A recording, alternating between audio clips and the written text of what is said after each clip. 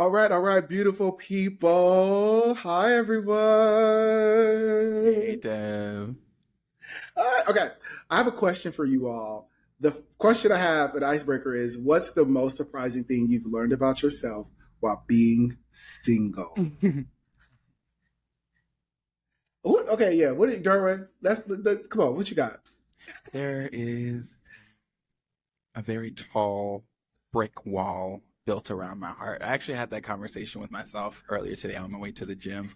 And there are a line of guards at the top of it with like assault rifles pointed at people who approach it. I don't know if you've ever seen the Never Ending Story, but there's a scene where the character Atreyu like goes to these two figures and he has to like show he's true of heart. And if he doesn't, then beams will shoot out of their eyes and destroy him. Okay, I don't That's know what what my this heart. is. Have neither of you seen the Never Ending Story? Am I going to be forever referencing things? Would you say? I have, but it's been so long. It's such a great movie. It's like embedded in my brain. It's indelibly embedded in my brain. I have Um, homework. you please watch that movie. It is so good. I love it. I cry every time I watch it. But yes, there's like this test to show that you're true of heart, and lots of men have failed as they tend to. And so they were shot with beams from the statue's eyes and turned into skeletons. And that's actually what my dating life looks like. Ooh, okay. Ooh. Let me go. Let me go. Okay, I think the most surprising thing, I realized that like I love to cuddle. Like I'm very much I just want somebody's physical touch. Like so it's sometimes really, really annoying when I'm single that I don't get to like be up under a nigga or a nigga's up under me. And then I think the second one is I sometimes, oh my God, I could be like I ball out like on niggas. And Are I you tricking? Are you tricking? Are you tricking? I am like a wear trick. I guess I'm like I am a conscious trick, if that makes sense. Oh my God. Oh, Frugal gifts.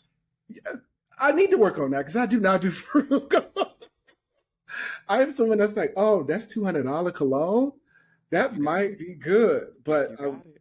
I realize like I can save that money when I'm single. So It ain't tricking if you got it. That's what they say. They that say is it ain't tricking if yeah, I've came to that realization. What about you? What about you? Oh man. I think the biggest thing that surprised me while being single is like how much I want to be in a relationship, but how much I'm not willing to compromise in order to do it. Mm. Because there've been plenty of opportunities, you know what I mean? A lot of situations that felt like or seemingly were like no brainers, but yeah, I'm ready to wait for the right situation. All right, all right. you. Okay, With you on that. well, we gotta do our introductions. Of course, we have a guest in the building with us. So hold on, wait, everybody. What is up, everybody? It is your boy Lord Devery. And I'm Derwin King. And welcome back to another episode of That Black Boy Joy, where we create, maintain, and hold space for black and brown boys to be themselves. And so much more. We have an amazing guest in the building with us, as you probably have heard from our icebreaker that we have. We have the wonderful Lamont Baldwin in the building with us. How are you doing? How are you doing? Fantastic. I'm happy to be here. How y'all doing? Good, good. I'm trying to get drunk, but I can't with a white claw. So I'm trying to. I'm not trying to get drunk right now. It's too late. I didn't bring a wine glass, so I have a bottle in front of me and I refuse to look like a wino. So I'm gonna avoid drinking this entire time. But when the No, cameras go don't, down, don't, don't. you want Okay. me to look like a wino with a bottle to my head? You know, Yes, please. I'm gonna be that for you, Brandy Maxill. Yes. I'll be that wino Thank you. Oh my for your God. services. So you all, like we said, we have Lamont Baldwin in the building with us. Just to give you all an overview, he is the host of Hella Single. He is a video producer. He is a correspondent for the Advocate magazine, Out magazine, and editor for We Sound Crazy. How are you doing? What's going on? Anything else we missed? Give us your little introduction. We gave you your flowers. What do you want to tell the listeners a little bit No, about you that we that's nice. That was perfect. That was perfect. Ah! So we're super, super excited to have you on. We want to first give you your flowers with your content, specifically Hella Single. I've listened to that podcast for quite some times. throughout my journeys and listening to other people's stories and your stories. Aw. So I just want to say I commend the content, it being unique and it being very, very specific. We're going to get into more of it later on, but I do want you to give a quick overview to our listeners about your podcast and things of that nature. Yeah. So it's kind of been like a long time coming for me. Like I started the podcast like 2016 ish. It basically it started off as like an exploration into like why I was single. I love that. I think that was unique for me to see your exes be confident and comfortable, and you be comfortable enough to have them on the show with you. Like I would be like, I need to know what you gonna say right now because what you say, I think I'm gonna have to omit it. I need to screen them. That's what I was gonna have to start screening folks. I'm a good guy, so I always say that like you can't be too much of an asshole if you have exes that are willingly gonna come on your podcast. Also, I'm the editor of the show, so if they said anything too crazy, Right. you know where that shit was gonna end up. It ain't making it in the final cut. Absolutely, but no, honestly, everybody was. No one said anything that was like off the wall to me. I think everyone like was pretty honest. So yeah, it hasn't bit me in the ass yet. Did you hear anything you didn't know about yourself from any of them? No, I mean I'm pretty self-aware. There were some things I was just like, do I? I remember this one guy we had met on Jack, and to me he seemed like a gentleman. At the time, I wasn't really like, like my whole card was like expired, and we had met. We had like a 3-hour conversation. You know what I mean? We had like some drinks, and I went home. We drove me home, and then I didn't hear from him after that. But you know why? I did it. I did not. He did not give me the impression that like he was trying to have sex at all, and that wasn't where my head was at. And then he came on the show, come to find out that exactly was where his head was at. And you do not meet him in no church. He said I talk too much. Oh, yeah, that was my first time hearing that. I feel like I do talk a lot, so but yeah. Yeah, I mean, you can. I think you was looking for, a conversationalist person on Jax, which I realized I had to come to that because Derwin knows me. I be trying to find love in all the wrong places. He's like, that's not where you need to go. And I'm like, but they seemed nice. I don't know. I go back and forth on that too, Devery, because like if that's the energy you have and you clearly are showing on your profile, then like if that's the expectation you display throughout your interaction with someone, it's not like they didn't have the context. It's not like they didn't have the information you provided. So you can find love anywhere. Don't forget, I think Preston said that he found his fiance on Jack. He said that on Bravo. So it's not impossible. It's just not likely. The statistics are low. Yeah, I had no idea. Honestly, I feel like I always say it's the same niggas on each app, right? So the same guy you're chatting with on Hinge, you could be chatting with on Jack. That is true. But wait. We got to ask you this because we asked all of our listeners this, all of our guests this. What does Black Boy Joy mean to you? Oh my gosh. Black Boy Joy to me is that connection to your inner child, like that childhood innocence where anything was possible. I feel like the more I'm tapped into that, like the more joy I feel. Yeah. I love that. I think that joy as a kid, I think sometimes we forget that as growing up too. Sometimes like when you're a kid, when you grow up, you feel like you can't be youthful anymore. But like I think with our generation and our age, I think we still reminding ourselves that like you still have that child and kid in you that you sometimes suppressed. So I think I definitely agree with that. Well, I want us to get into our show. I want us to talk about the joys and the challenges of singlehood as Black queer individuals, but also want us to pose the question throughout the show, why are we single? And what does that really mean for our growth and joy? So I want us to think about that, and I want our listeners to engage with us with that. But at first, I want for you to like talk about what inspired you to create your podcast. I am a massive fan of like the podcast genre. I had a podcast like in 2009, so I'm like a diehard podcaster.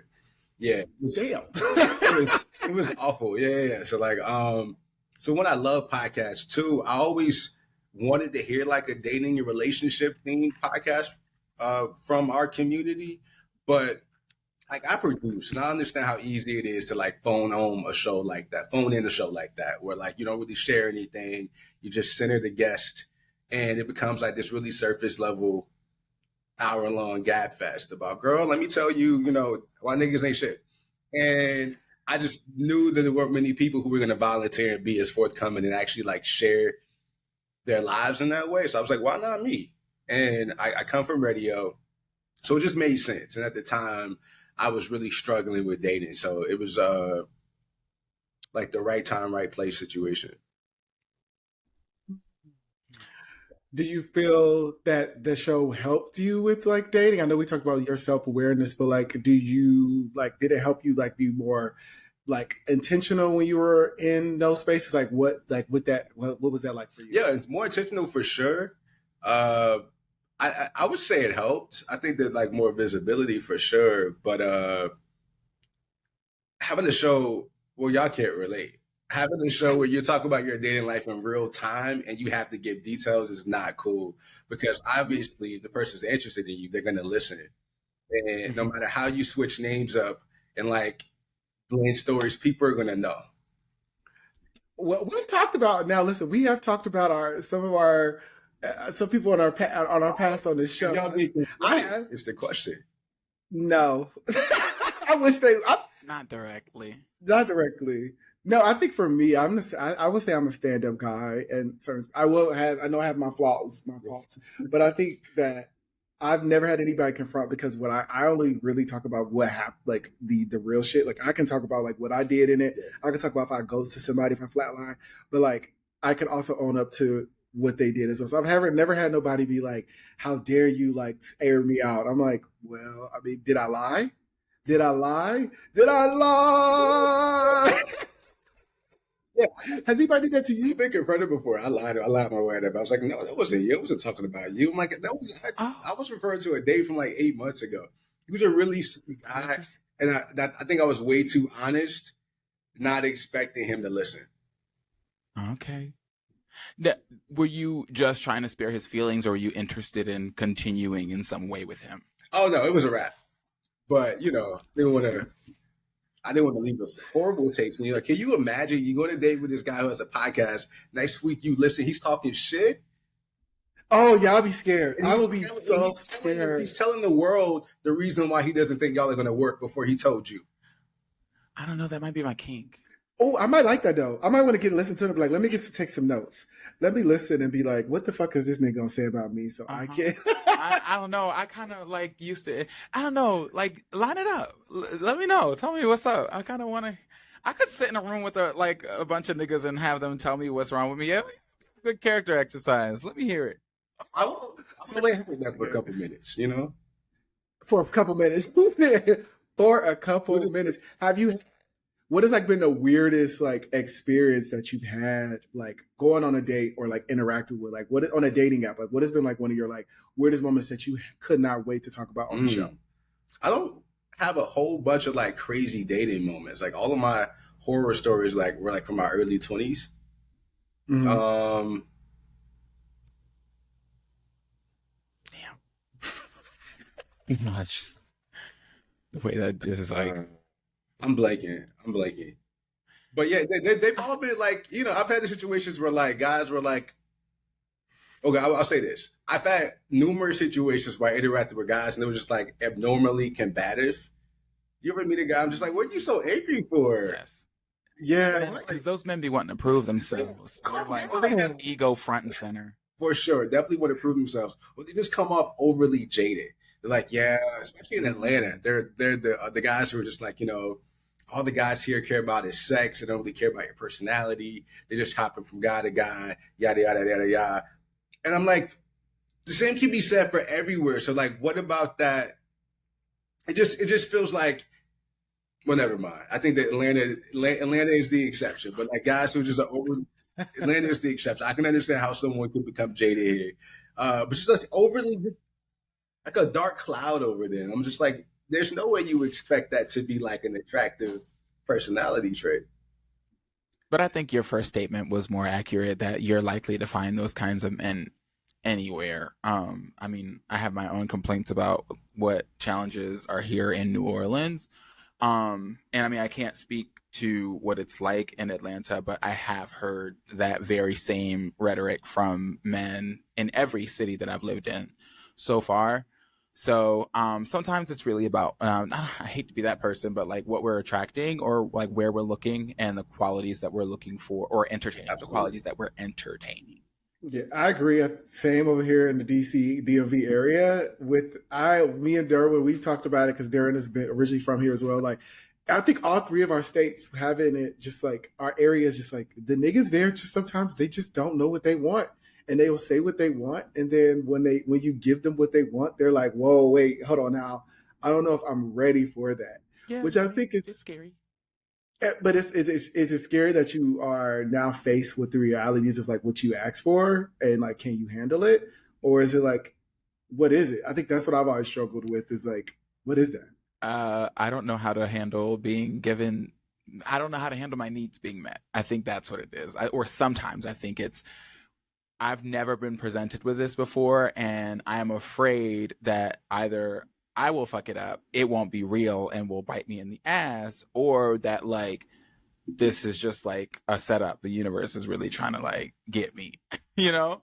I don't know. I feel like I was thinking about this as well. Like, if you don't have the context of navigating it when you're younger, like, depending on what your relationship was, either with your family or with your parents or the relationship you witnessed with them, sometimes getting those things can be really intimidating because it's like, this isn't what I've been getting this whole time. So it's like, is this for me? Are you sure this is mine? And then you sabotage it.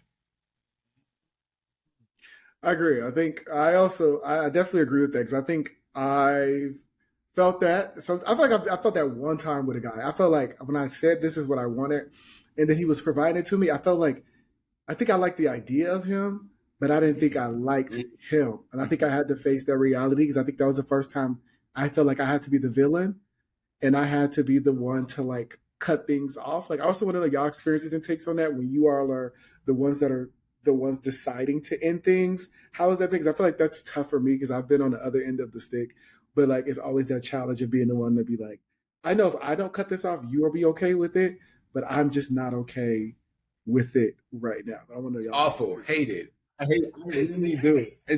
It breaks my heart. Like I feel like I take it worse rejecting than being rejected. Mm, So just yeah. know when I'm never super specific, if a guy's like, why do you think this isn't, like, especially if there's anything that's like kind, like bad breath, I Mm. would never say, Oof. I mean, I would just, hit him with I'm getting more of a homie vibe from you. That's it. Mm-mm. It Whoever that sucks. is. It sucks, especially when I feel like all the internalizing that happens afterwards, right? And if you're not secure, the feelings of inadequacy and inferiority off a nigga that, they ain't think about you. They are okay. I know. I think I totally agree with you on that one too. Is like the being a rejecter versus the rejected. It does sting a bit because it's just like you got to bring clarity into that space. I think you gotta sit down and be like, why won't this? Why is it like? Yes, if it's something like your breath stink, like okay, that's like obvious to me. It's like I won't tell you that.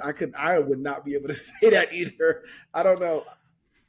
I don't know. Wouldn't you know that before y'all got close enough for it to matter for you breaking it up? Like, wouldn't you know pretty early on? Like, I feel like you might even be in ghost territory if you got a issue with a breast steak. But if you gotta, because otherwise sometimes it's hitting and sometimes it's not, and then maybe it's something you could just have a conversation about. Like, baby, I think you need to get a tongue scraper, or I think we need to buy you some floss, or hey, when's the last time you went to the dentist? No, no, no, Ooh. no. These are like no, Would Lamont. never. I would never utter the words unless you like mine, nigga. Like we're eating. You're not giving no advice. I don't even know how to bring that up. So hey, just wanted to run this by you. Is that shit?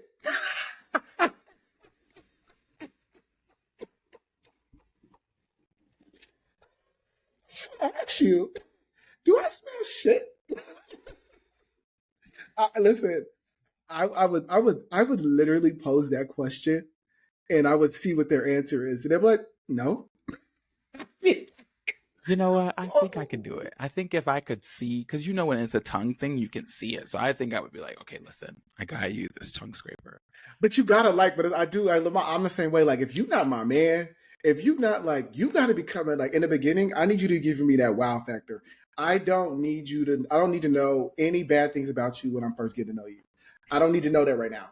I need to just be in la la land until you start farting around me, and then that's when I'm just like, let me get to know, because like I need the delusion in the beginning. Y'all don't believe that? I don't want any of it. I don't want any little bit of delusion. I want to know exactly who I'm getting at the very front, because like I'm in this shit for the long haul. I'm trying to find a life partner. So like if I'm living in delusion about you at any period, then I'm going to be more upset when I'm disillusioned when those things fade away than I would have been if I was just like, okay, so this is true about him. However, he's got these redeeming qualities and we work really well together.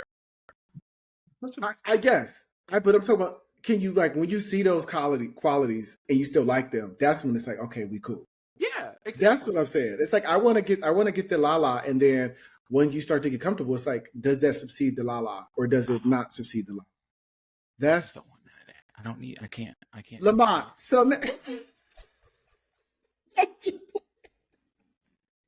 no, so I want to know, have you ever like spent the block on an ex? Like, have you ever went back to them? Yeah. Okay. How was that? I feel like I do a good job at like picking guys. So I've never, dated somebody and found out they just were a trash human. So for the most part, it was just, in my opinion, like a trivial matter that we broke up for, or just, it was the timing.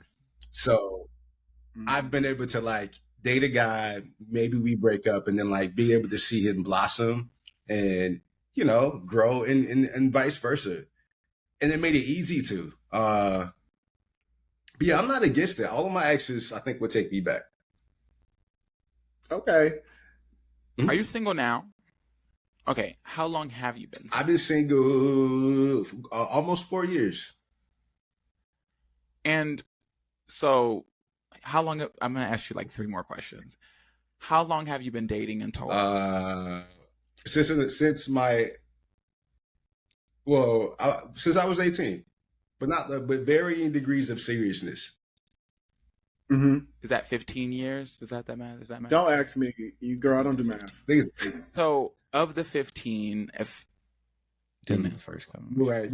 Girl, it's over 10 years. Yeah, over 10 years. Okay, how many of those were you single? Right. This is sheesh. You can get a percentage if that's helpful. Like I've been single 70% of that time. How many exes? Like how many boyfriends? Like not the jacks, but like how many guys have you like officially been like? Include them niggas. Okay, making sure. Some people are like, I was gonna make sure. Shut four serious exes. Yeah. We just had to put some things into perspective. Yeah, well, because I wanted to know, like, are you confident or secure about the experience that you've had? Do you feel like, and maybe this isn't a super helpful question, but I think it's just going to help me kind of figure my own shit out. Yeah. Do you feel like you've had adequate experience? Do you feel like you've had a relatively normal dating experience from the time that you started to now? Yeah, I feel pretty experienced. I think that obviously a long-term relationship, which I've been in before, like it was 4 years, comes with its own Damn! Sorry. All right, this interview's over. Thank you guys so much. I'm just playing. If you think I want to be bullied for another hour? We are the podcasters of gaslighting. I'm sweating. No. I'm just playing. I forgot what we were talking about. I'm sorry. No, how long you said 4 years? It was a 4-year relationship, and that was like during like a lot of my formative years. So it was like the end of college to grad school, and I learned a lot from that relationship. So I feel like that relationship alone equipped me with everything I needed to know to be in a long-term relationship again. Mm-hmm. And with so you said the longest like you have been in with 4 years. How was that with your family? Like you dating, like was your family involved in that relationship? Did they know about him, or like how was that with dating as a queer man and your family and that dynamic? So the long term one was kind of tricky. We started at the end of college. I wasn't necessarily out. Like me and my Mm-hmm. mom had a conversation. For her Yeah. comfort, I wasn't like going to prides or you know what I mean, or marching at the rallies or at the protests. And so we started off with like a lot of discomfort surrounding it. And I Mm-hmm. just didn't mention it. So he was like a friend to my mom. And then somewhere in the Mm-hmm. middle, she found like a love letter, like a birthday card or anniversary card that he sent me. So she was aware, but she didn't let me know until like years later. And she approved. She still loves him to this day. Yeah. Oh, That's like, let her tell it. That's her son-in-law. Damn. okay. I used to hate my mom would always there was one ex of mine that she just loved, and I was like, can we not try to invite him to Thanksgiving? Can we not try to have him there? And she's like, but I love him. He's my son. I said, he's not your son. He's not your son, ma'am. But I get Yeah. that. When did you invite? I say invite in. When did you finally like invite your mom in, or did that was just something you just didn't feel like you needed? Oh, no, I came out like in 09. But Mhm. like she didn't take it the best. I think there was a lot of I guess again discomfort surrounding it because Mm-hmm. my mom has a lot of gay friends. So it was Mm-hmm. stemming from a place of homophobia from my understanding. I think that she just didn't want for me a lot of the negative things that she's seen her friends experience from, contracting HIV, gay bashing, et cetera, et cetera. And, from Virginia, that area, it just seemed like that was like the expectation if you weren't planning on being DL. So I think that was anyway. All that to say, we just didn't talk about it a lot until we had like our come to Jesus moment. I was like, listen, I don't care if you're going to be uncomfortable. This is my life. This is actually what I feel like my purpose is. Used to it. She was like, I don't care. Like I'll go with you. Like it never mattered. So we got to a point where like we had open dialogue about it, and that happened to be after the relationship had already ended. But we talk about a lot. We talk about dating a lot now. Like gone as far as to try to like set me up with anybody. But like, if I'm going on a date with a guy, I'll give her, his first and last name, his license plate, just I know that's right. Damn, his birth certificate, his blood, what type of blood he has, like O positive. Second date, she gets all of that. But the first date, we just keep it simple with a license plate and his name. And yeah, she gives me some sound advice. Although, I'm be trying to hear it all the time. But yeah. Is she single? She is. She's a Scorpio too, so that. Single moms are really, I don't know. I just feel like they have such refreshing takes about dating. Mine is too. So hearing what she has to say sometimes is really interesting. Did you? She'll hit me with he's a good man, Savannah, quick. I'm like, he's actually not. Right. It's like, wait, so did y'all ever see y'all parents date while y'all were growing up? Yeah. Or is that like something that was hidden? Not growing up, but like later in life, I saw my mom date. Yeah. Hated it. I'm a full grown man, and she's been doing it in the last 3 years, but before she was married, or I just didn't see her dating last. Because my sister, she's like, I would never. My sister's a single parent right now, and she's like, I would never like have my daughter see a man or be around him unless he's permanent. And I lied. I did see one of the niggas my mama was fucking when I was going out the window. I knew his name. Like we knew his name, and we knew he won't. Like we ain't calling no uncle. None. Like I knew that's a nigga she's seeing, and I knew it was a nigga she was goosing. That was the term we would use at the time when we were younger. Goosing. I know that's what that was. Is that something from Virginia? I don't know what that is. I think it's a Maryland thing, but I've heard it in other places. I've never heard it. Goosing means fucking? Yeah. That is not on my bingo card. I did not know that. But if you are a person who in your childhood used goosing to refer to copulation, tap in. I know hunching, but so body rocking, knocking, no boots. Come on, wait. So I want to know. I want to know like how you all heal. Like I want our listeners to just go and jump like us, like how we've healed from our past relationships and like how we've learned to move forward. Because I know you said you were in a relationship for 4 years, which is quite some time. How did you get over that? Was it an easy process, or like in relationships in general? How do you like navigate moving forth in that type of Oh my space? God, you're asking the wrong person. I Damn. take it hard each time. I think the 4 year one. Have you ever heard that it takes like half the time of the relationship to get over it? Yeah, so Yeah. I hate it that. took me a solid two. It was like this. The first stage was like, you know, enjoying the single life, and then it was like the regret. It felt like, oh, I want it back. It was like a yes. Anyway, so the healing started for me when I had to accept that the relationship had kind of run its course. It was difficult though. That situation to me felt like we were like soulmates, and Mm. it just I couldn't like wrap my head around the relationship not working out. It just felt so meant to be. Like people would see Mm. us. I think we resemble each other a little bit. But they would think that we were brothers. That's how close Niggas be dating each other. they do. They do. Bald headed. Okay, go ahead. Yeah. But yeah, the acceptance that I couldn't do anything to change the current circumstances, and that this was the way it was supposed to be. It was so hard. It was so hard. But without getting too like deep into it, there's so much more context. Yeah, I think the healing for me definitely took 2 years, and 2 long years. Let me tell you. But yeah, it was definitely a process. Did you date in that time, or did you really just reflect in that 2 years No, after? that was not my ministry. My philosophy was to move on quickly. I remember some in like less serious relationships. By the time we broke up, I've already moved on. Not in a cheating way, but I've already had like, the understudy rehearsing. He was in rehearsals. Oh, he was about to take the lead. Opening night. I admired that. I don't understand how people do it, but I really admire it.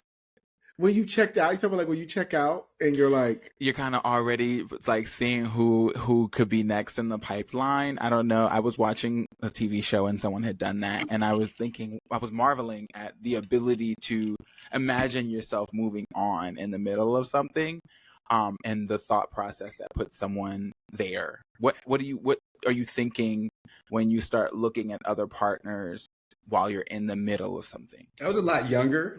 Let me preface it by saying that I was very, very young. But I think at the time I just didn't want to have to deal with like the grief of the relationship. So I was just kind of like I avoided like the plague. So it was like equal parts mourning, equal parts celebrating the new.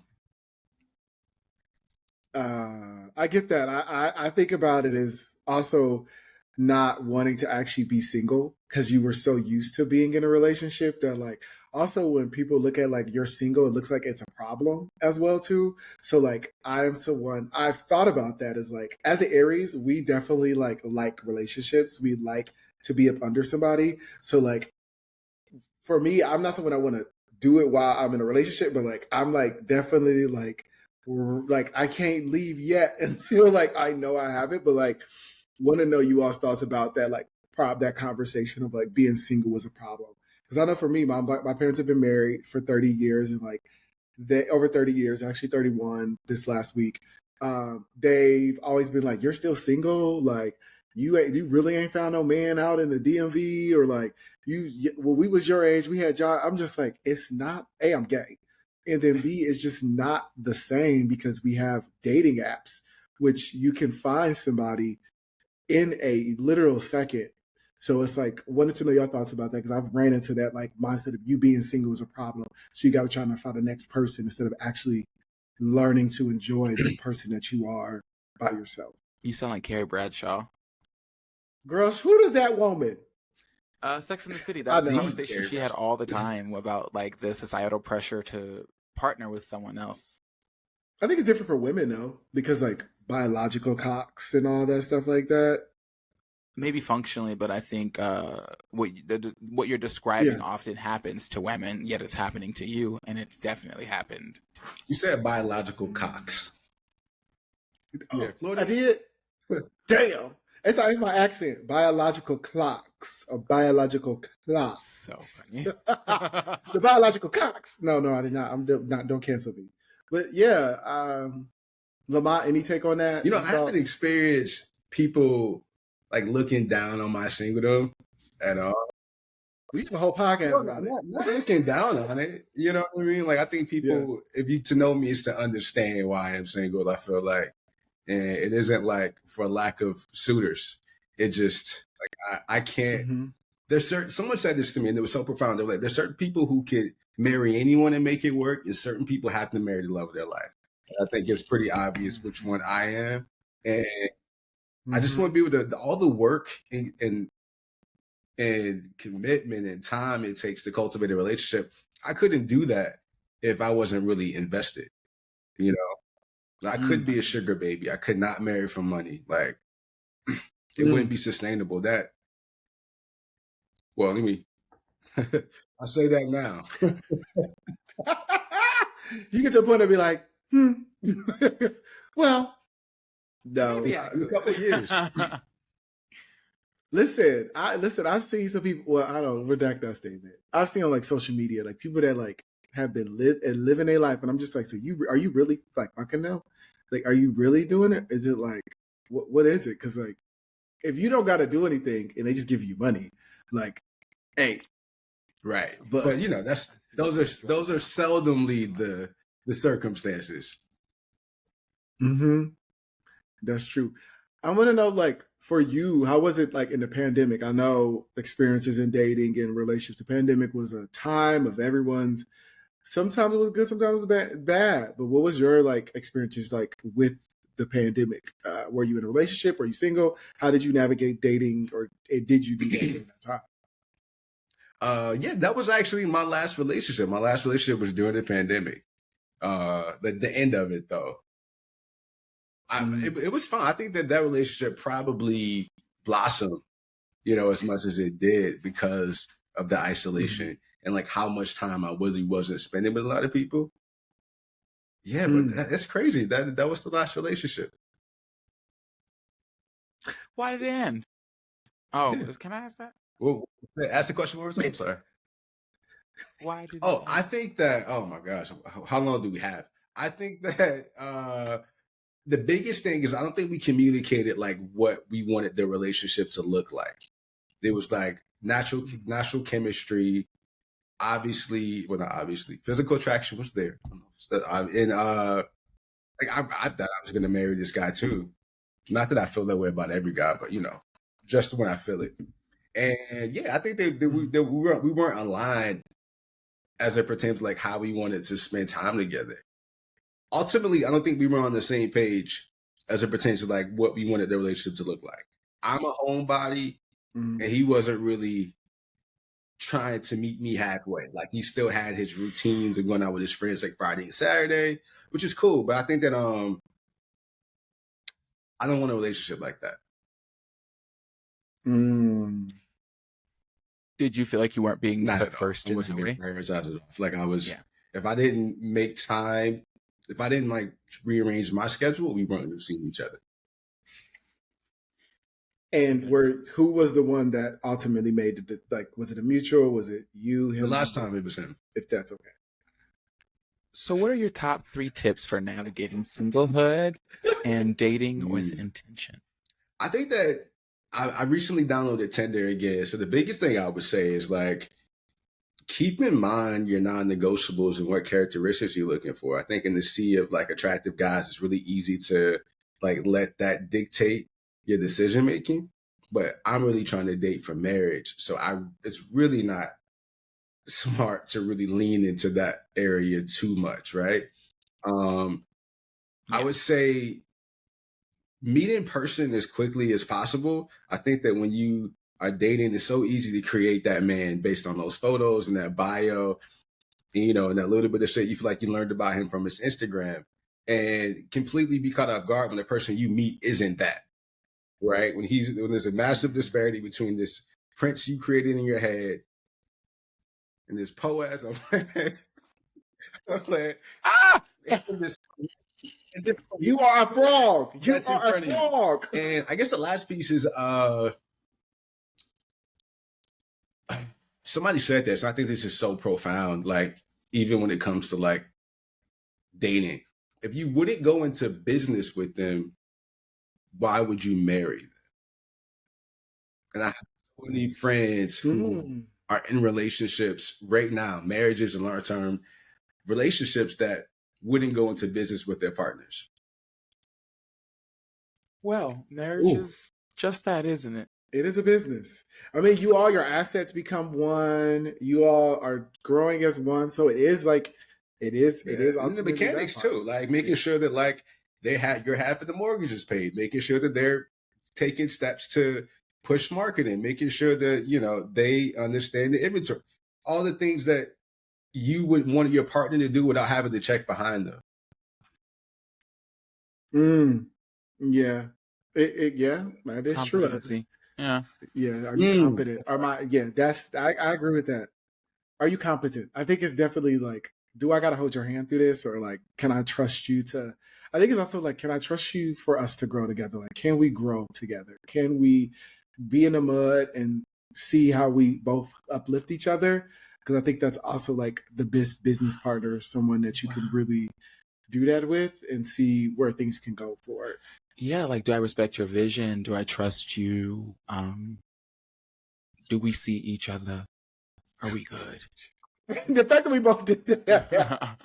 I had an ex literally tell me that he did not trust my decisions, and that was the catalyst of our relationship, because I felt like I was in a constant space of trying to show them that I can make the right decision, and I was constantly always, the goalpost was always moving. So I was like, it's not even that. I think it's really that you just don't trust me, and it got to a point where I was like, I'm tired. You know who this is, Derwin. I was I didn't have a doubt, actually. I was honestly tired of the constant like trying to jump through hoops to be like, look, I'm a man, I'm your boyfriend. It's like, nope, wasn't good enough. Nope. That motherfucker don't trust himself. That's why he ain't trust you. That ain't got nothing to do with you. Yeah, I was like, but I do want to note the importance of being in a relationship and also being hella single is self-reflection and clear communication. I want us to like really be intentional with that. I think that's the best way to navigate these relationships. It is okay to embrace being single. It is okay to embrace, serially dating, but it's making sure that you are able to process it. I think with your content, Lamont, you being able to reflect in front of people, which is I commend you for being able to do that in front of the camera, because like most people can't, but it's also like, it shows that you are able to listen, to understand, and not always respond, because like you said, you create the space for them and you create that space and you're really just like asking questions or like adding more to it. So I do appreciate that it's able to you self-reflect. And then also, like you said, your space for clear communication. I think that's the best way, because you'll always be a villain in somebody's story. But like, as long as you know that you communicated clearly and you also were like able to reflect from that space, I think that that's the best way to like move forth in your adulthood, your singlehood, and all of that. For sure. I appreciate that. Thank you. Yes. So I wanted to first give you the opportunity to talk about any upcoming things that you have going on before we wrap up. We want to definitely give you your flowers and allow you to brag. We do have a space where we want our guests to get their flowers or do that, because we feel like some spaces we don't always get the opportunity to do that. So we wanted to give you the floor to tell our listeners about anything that you're able to tell us about what's coming up for you, also your podcast. Yeah. I hate bragging, but I do it. I roll my eyes every time I see someone getting their soapbox of accomplishments. But I will brag, because it wasn't always like this. You know what I mean? I moved to New York. I returned to New York after grad school and kind of like hit the ground running. So, you guys know Hella Singles, my show, has not officially relaunched yet, have a Mm-hmm. brand that's not going to be presenting the show. So that's kind of like prolonging the premiere. Yeah, but Big it'll shit. be worth it.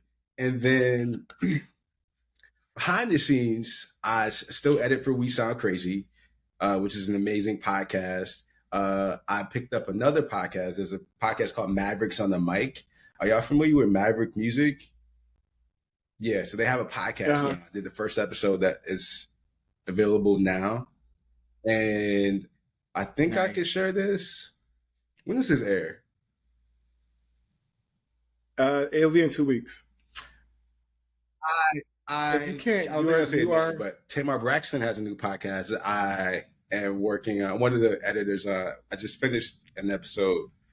So yeah, that's super excited. Like it's just like I started this podcast off in my apartment. You know what I mean? So now being able to work on other people's shows just make it's I can't even like it's mind blowing. Like when I say this stuff, like this is a big deal to me still because it always Yeah. was. It wasn't always like this. And I think about like the people I'm able to work with now. Phil Thornton, Claude Kelly, Chuck Harmony, you know what I mean? Like legends in the music industry, right? Yeah. R&B divas is partially we know we have that partially because of Phil Thornton and Fantasia, Bittersweet. You know what I mean? Like being able to work with these people is so inspiring. It makes me feel a lot more well rounded. I think before Hella Single came back, I was just mostly behind the scenes, and I appreciate it. That's what the money is. If we're honest. But to know me, to know that isn't all that isn't the only thing that I do. So it feels good. It feels good. So those are like the major projects now that I'm actively working on and trying to juggle. So that's happy to be Lamont, part of that. first of all the work you do, like you said, is not going unnoticed. The fact that you've been able to get all of those things, have all those things accomplished, and are working on these projects are amazing. So like, you need to be able to give yourself your flowers and pat yourself on the back. Yeah. Thank you. I appreciate it. Oh my God. Yeah. Well, at least we got you to do it. At least we got you to do it because we When you positioned it, I was like, well, I kind of had to. Well, again, thank you so much, Lamont, for joining us, and also shout out to Hella Single. The content that you work on is amazing, and we look forward to seeing what you do moving forward with the podcast, and then also all of your other endeavors. Can you tell our listeners where they can follow you at, where they can get hipped, or where they can tune into more of your content at? Yeah, you check out all of my content is at lamontbaldwin.co. You can follow me on Instagram at Lamont Baldwin, and you can check out a lot of my video work. Most of the videos that you see on Out Magazine and the Advocate Magazine's site, YouTube, Instagram are videos that I shot / edited. So yeah, if you want to check my work out, those are the best places. I think it is. Please be kind. That's when I seen Out Magazine. I was like, is this? And I'm not so serious. Like, I really was like, enjoy is this some. Lamont? Oh, okay. It's probably It was yours. probably edited. Thank y'all so much. I appreciate that. But yeah, Yes. the grind. So, Devin, you know we got to do ours as well.